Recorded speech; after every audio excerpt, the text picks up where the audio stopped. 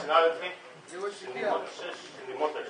Πραγματικά είναι ένα θέμα το οποίο είναι μείζον και σοβαρό και το οποίο απασχολεί το Δημοτικό Συμβούλιο αρκετό καιρό. Το έχει απασχολήσει και πριν το Δημοτικό Συμβούλιο και σίγουρα και μετά την κινητοποίηση των φορέων και των συλλόγων, η οποία είναι πραγματικά παραδειγματική και μπράβο, έχει πάρει μεγάλες διαστάσεις.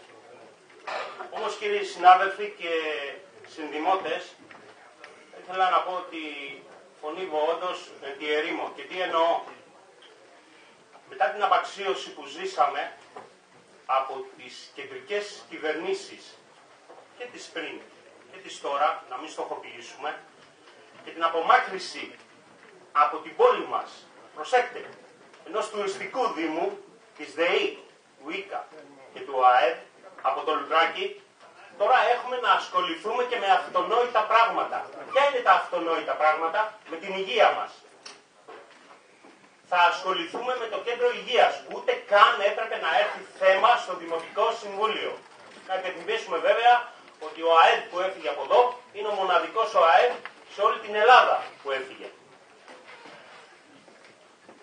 Και παρόλο που η Διευθύντρια και Δημοτική Σύμβουλος, και προς τιμή της η κυρία Θεοδόρου Αγγελική, και είναι και Δημοτικός Σύμβουλος όπως είπα, έχει καταγγείλει αρκετές φορές ή έχει ενημερώσει, να μην χρησιμοποιήσω τη λέξη καταγγέλνω, τις σοβαρές ελλείψεις, η οποία είναι η πλέον αρμόδια να το κάνει, προσέξτε, επειδή είναι Διευθύντρια, σε διοικητικό προσωπικό, ιατρικό προσωπικό, σε αναλώσιμα ιατρικά υλικά και στην καθαριότητα φυσικά.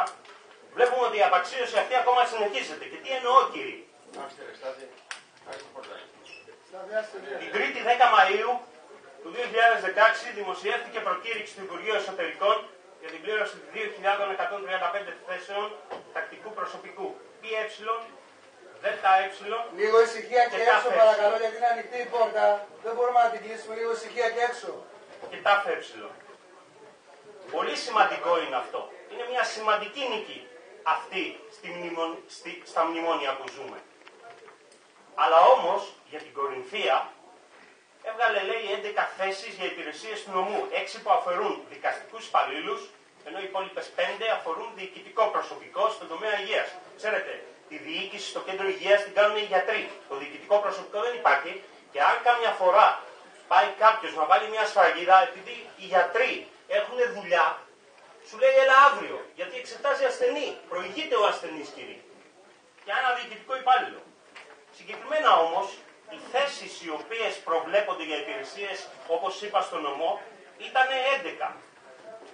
Είναι μία θέση γραμματέα στο Ειρηνοδικείο Σικιών. Και αν υπάρχει σκοπός να γίνουνε, τουλάχιστον τώρα, δεν μιλάω για πριν, γιατί πριν είπα η απαξίωση στο σύνολό της.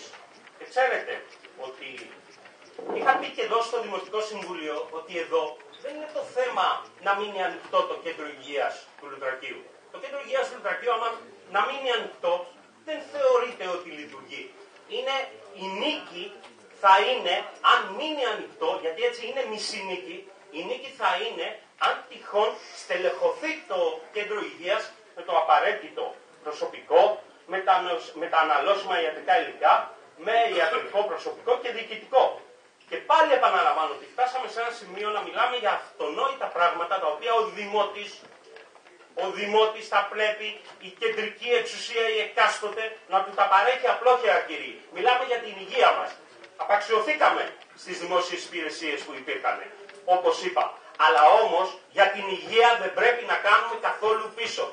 Και εδώ θα ήθελα να περιμένω με αγωνία την τοποθέτηση της κυρίας Τελερίτη, και μπράβο της που παραβρέθηκε, να μας πει αν έχουμε κάποια νέα ή αν έχουμε κάποιες αισιόδοξες ειδήσεις για κάποιες αισιόδοξες ειδήσεις από την κεντρική εξουσία για το κέντρο υγείας του Λουτρακίου.